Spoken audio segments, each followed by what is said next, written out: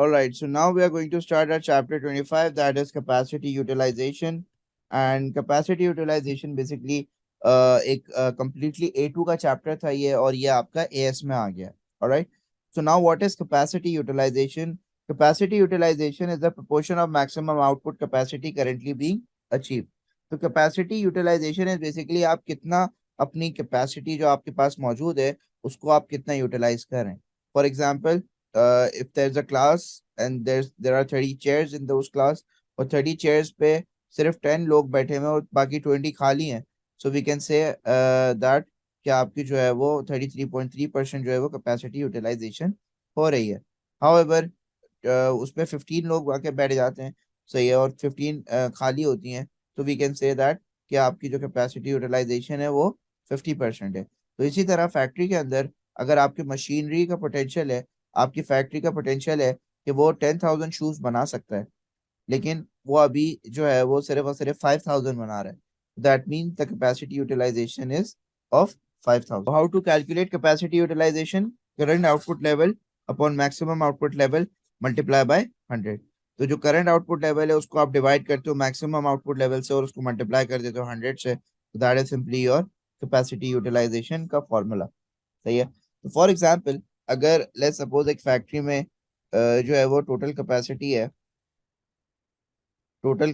या maximum capacity जो है वो है 10,000 यूनिट्स की, और करंटली जो अचीव हो रही है वो हो रही है 8,000 यूनिट्स की. सो देयरफॉर कैपेसिटी यूटिलाइजेशन कितनी आ जाएगी? कैपेसिटी यूटिलाइजेशन कैसे कैलकुलेट करेंगे? 8,000 डिवाइडेड बाय 10,000 मल्टीप्लाई बाय 100. तो ये आपका आ जाएगा 80%. So this 80% is your capacity utilization. Now capacity utilization and its impact on average cost. तो average fixed cost जो है वो आप जितनी capacity utilization बढ़ाते रहोगे आपकी average fixed cost कम होती रहेगी.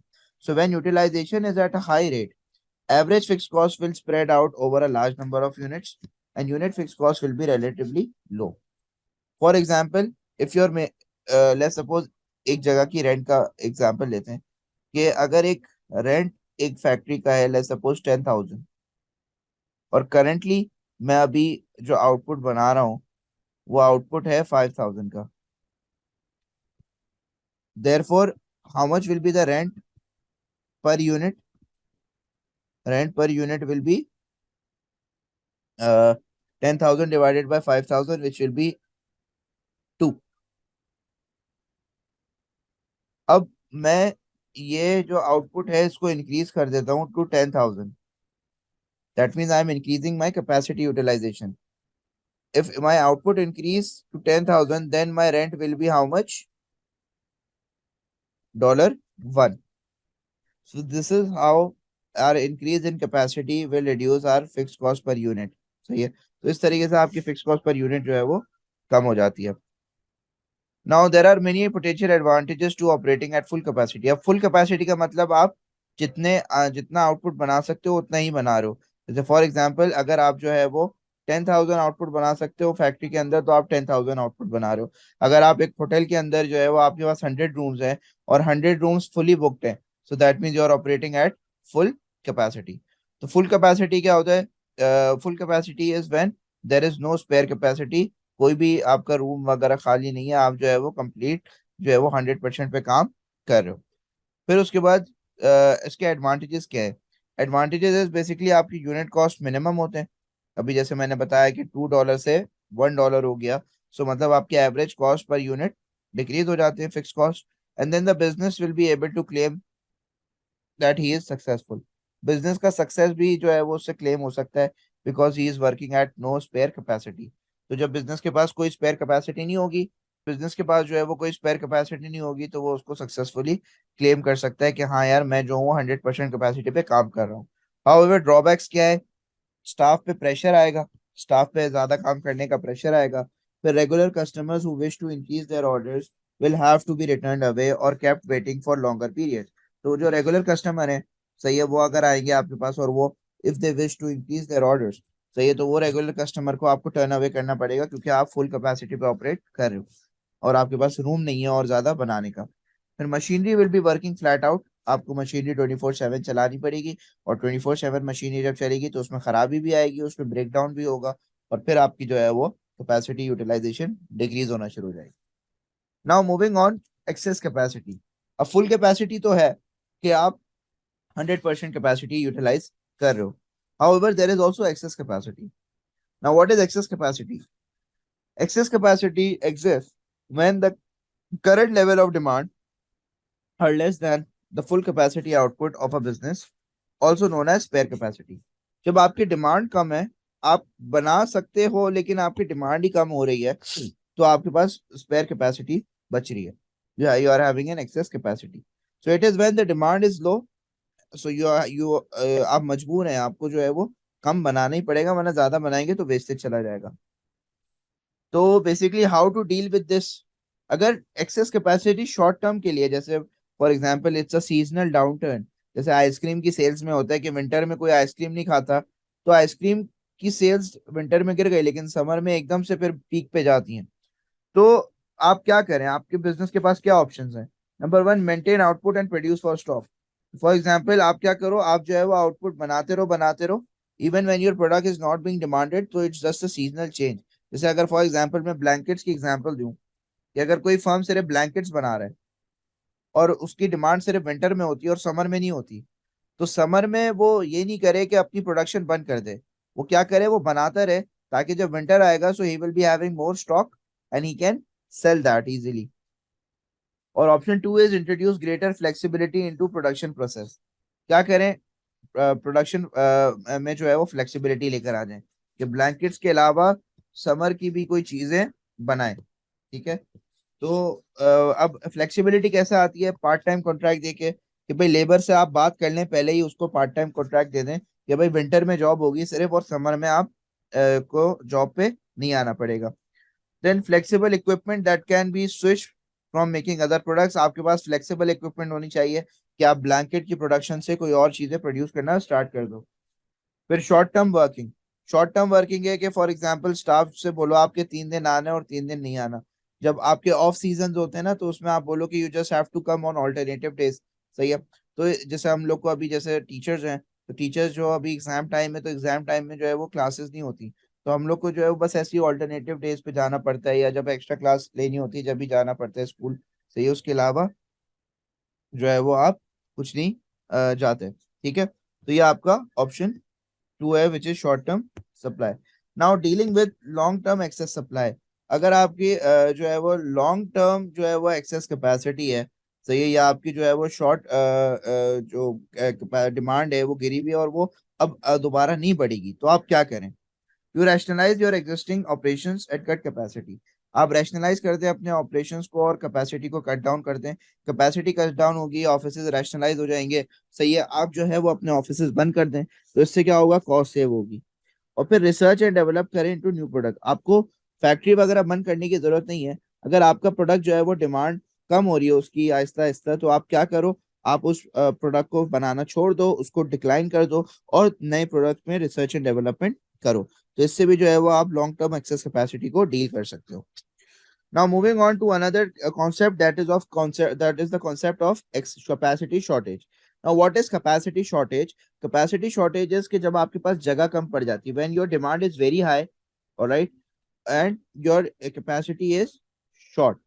फॉर एग्जाम्पल अगर मैं शूज बना रहा हूँ तो मेरी कैपेसिटी ऑफ शूज है 10,000 की, हाउएवर डिमांड हो रही है 12,000, तो ये 2,000 की जो अस्सलाम एक्स्ट्रा वालेकुम। यूनिट। हाँ, अस्सलाम वालेकुम सर। वालेकुम अस्सलाम। तो जो 2000 की जो एक्सेस कैपेसिटी है, बेसिकली ये मैं नहीं बना पा रहा हूँ, तो ये मेरी कैपेसिटी शॉर्टेज है। So when the demand for a business's products exceeds its production capacity, so this is known as capacity shortage. Now capacity shortage को कैसे डील करा जाता है? तो ऑप्शन वन इज यूज सब कॉन्ट्रैक्टर्स और आउटसोर्सिंग। अब सब कॉन्ट्रैक्टर्स और आउटसोर्सिंग का मतलब ये है कि आप थर्ड पार्टी के पास जाओ। अगर मैं शू मैन्युफैक्चर कर रहा हूँ और मेरे पास सिर्फ 10,000 की जगह है शू मैन्युफैक्चर करने की, तो ये जो एडिशनल 2,000 है मैं जाऊंगा किसी और सब कॉन्ट्रैक्टर या आउटसोर्स करूंगा इसकी प्रोडक्शन। तो मैं सब कॉन्ट्रैक्टर के साथ डील करूंगा कि भाई आप जो है ये 2,000 एडिशनल शूज जो है मुझे बना के दें, मैं इसको अपने ब्रांड नेम के अंडर बेचूंगा। सही है, और option second option is capital investment. क्या करें, अपनी फैक्ट्री अपनी कैपेसिटी को एक्सपैंड करें। आपके पास अगर एक फैक्ट्री है जो 10,000 है यूनिट्स बना रही है, आप एक और फैक्ट्री बना लें, सही है। हाउएवर इस फैक्ट्री बनाने के प्रोसेस में काफी ज्यादा टाइम लगता है, सही है। और सब कॉन्ट्रैक्टर्स को अगर आप दे दो तो मसला ये आएगा कि सब कॉन्ट्रैक्टर्स क्वालिटी गिरा देंगे प्रोडक्ट की, तो ये भी बड़ा मसला है। तो this is how you can deal with your capacity, access capacity and capacity shortages. Now moving on to outsourcing. Now what is outsourcing? Outsourcing is using another business, a third party, to undertake a part of production process rather than doing it within the business using the firm's own employee. जब आप production या कोई भी business की activity खुद नहीं कर रहे होते और किसी और से करवा रहे होते हो, एक थर्ड पार्टी से, जैसे आजकल के दौर में बिजनेस प्रोसेस आउटसोर्सिंग बहुत ज्यादा होता है। तो it is a form of outsourcing that uses a third party to take responsibility for certain business decisions such as HR और finance. अब जैसे मार्केटिंग है, अब बिजनेसेस आजकल मार्केटिंग खुद नहीं करते। जितने भी आप बिजनेसेस देख लें, ये फास्ट फूड रेस्टोरेंट्स स्पेशली, ये लोग जो है वो अपनी मार्केटिंग खुद नहीं करते, ये लोग एक मार्केटिंग एजेंसी को हायर करते हैं और वो एजेंसी इनकी मार्केटिंग करती है, सही है। तो इस तरीके से जो है वो आजकल के दौर में बिजनेस प्रोसेस आउटसोर्सिंग हो रहा है।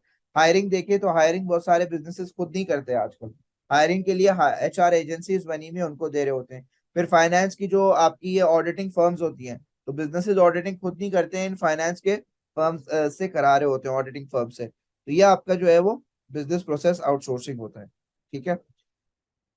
तो आउटसोर्सिंग में आप सिंपली खुद काम नहीं करते, किसी और से काम करा रहे होते हो। तो एडवांटेजेस क्या है? Reduction and control of operating cost, increase flexibility, आपकी कॉस्ट कम हो जाती है ऑपरेशंस की, क्योंकि आप फैक्ट्री वगैरह नहीं चला रहे होते, तो रेंट वगैरह नहीं देना पड़ेगा, वर्कर नहीं रखने पड़ेंगे, तो ऑपरेटिंग कॉस्ट कम हो जाएगी। फ्लेक्सिबिलिटी बढ़ जाएगी कि जब आपको लगे कि अब आपकी जो है वो डिमांड कम हो रही है, तो आप जो है वो आउटसोर्सिंग का कॉन्ट्रैक्ट खत्म कर दो, किसी और के साथ कॉन्ट्रैक्ट कर लो। तो इस तरीके से फ्लेक्सिबिलिटी बढ़ जाती है। फिर इम्प्रूव्ड कंपनी फोकस, आप कंपनी पे ज्यादा ध्यान देते हो, तो कंपनी की जो मेन चीजें हैं, जो मेन टास्क है, उस पर ज्यादा फोकस्ड रहते हो। फिर एक्सेस टू क्वालिटी सर्विस और रिसोर्सेज, आपको जो है वो क्वालिटी सर्विसेज और क्वालिटी रिसोर्सेज पे एक्सेस मिल जाता है, कि शायद जो आउटसोर्स बंदा है, जो आउटसोर्सिंग की तरफ आप जा रहे हो, तो वो जो है वो ज्यादा अच्छी क्वालिटी का जो है वो प्रोडक्ट बना रहा हो। फिर फ्रीड अप इंटरनल रिसोर्सेज, ये इंटरनल इंटरनेट नहीं है, ये इंटरनल रिसोर्सेज है। आपके इंटरनल रिसोर्सेज जो है वो फारिग हो जाते हैं, तो ये आप जो है वो जगह बहुत आपकी, फॉर एग्जांपल ऑफिस अगर आपका जैम पैक था, अब HR डिपार्टमेंट को आपने रिडंडेंट कर दिया है, मार्केटिंग डिपार्टमेंट को रिडंडेंट कर दिया है, अब मार्केटिंग आप किसी और से करा रहे हो, तो अब आपके ऑफिस में जगह काफी बच जाती है और उस ऑफिस की जगह को फिर आप यूटिलाइज कर सकते हो। फिर देर आर पोटेंशियल ड्रॉबैक्स। अब ड्रॉबैक्स क्या है आउटसोर्सिंग के? लॉस ऑफ जॉब्स, आपकी जॉब्स जो है वो जाहिर सी बात है, जब आप लोगों को निकालोगे या रिडंडेंट करोगे तो जॉब्स जो है वो डिक्रीज हो जाएंगी और उसकी वजह से बैड पब्लिसिटी होगी। फिर क्वालिटी इश्यूज आ सकते हैं, हो सकते हैं जिस बंदे को आपने आउटसोर्स किया हुआ है वो अपनी क्वालिटी जो है वो आहिस्ता आहिस्ता गिराना शुरू कर रहा है, या अब जो है वो उसकी क्वालिटी गिर गई है, तो अब जो है वो आपके प्रोडक्ट की क्वालिटी भी गिर गई है, तो कस्टमर जो है वो आपसे अब खरीदेंगे नहीं। फिर कस्टमर रेजिस्टेंस होता है, कि अभी कभी कभार ऐसा होता है ना कि अगर आप खुद नहीं बना रहे प्रोडक्ट तो कस्टमर नहीं खरीदेगा, अगर आप बना रहे हो प्रोडक्ट तो then only the customer will buy. तो अक्सर ऐसा होता है कि भाई अगर आप जो है वो खुद से नहीं बना रहे तो customer will not by your product. अगर कस्टमर वेल इन्फॉर्म्ड है, अगर कस्टमर को पता है कि आप खुद नहीं बना रहे ये प्रोडक्ट और किसी और से बनवा रहे हो, तो कस्टमर मोस्ट प्रोबेबली फिर वो प्रोडक्ट आपसे नहीं खरीदेगा, बिकॉज वो क्वालिटी खराब होगी। जैसे हेयर ड्रेसर है, अब आप लोग भी हेयर ड्रेसर्स के पास जाते होंगे, तो there would be a specific, specially जो आप लड़के होते हैं, वो एक स्पेसिफिक बंदे से बाल कटवाते हैं, वो नहीं होगा तो फिर वो लोग बाल नहीं कटवाएंगे। तो इसी तरह यहाँ पे ये होता है कि कस्टमर रेजिस्ट करना शुरू कर देता है कि भाई आप नहीं बना रहे प्रोडक्ट तो हम लोग उसको खरीदेंगे नहीं। एंड लास्टली सिक्योरिटी, सही है। सिक्योरिटी का मसला क्या होता है कि आप जब आउटसोर्स करते हो, तो आउटसोर्स में आपको बताना पड़ता है कि आप किस तरीके से प्रोडक्शन करते हो, how are you managing things. तो उसकी वजह से क्या होता है कि वो जो आउटसोर्सिंग बिजनेस है, वो आपका आइडिया चुरा के अपने नाम का ब्रांड नेम खोल के और खुद से सेलिंग करना शुरू कर देगा। तो ये भी है कि वो आपके, अगर आप उसको इन्फॉर्मेशन दोगे ज्यादा से ज्यादा, तो it might be possible that वो आपका कॉम्पिटिटर बन के जो है वो आपके सामने खड़ा हो जाए। तो ये भी एक रिस्क इसमें इन्वॉल्व होता है। So this is your total chapter of capacity utilization. तो it is the one of the most easiest chapter, and क्योंकि ये A2 से अब AS में आया है, तो ये वाला भी जो है वो मुझे इस साल इम्पोर्टेंट लग रहा है कि ये वाली चीज भी जो है वो आ सकती है। ठीक है, कैपेसिटी यूटिलाइजेशन की।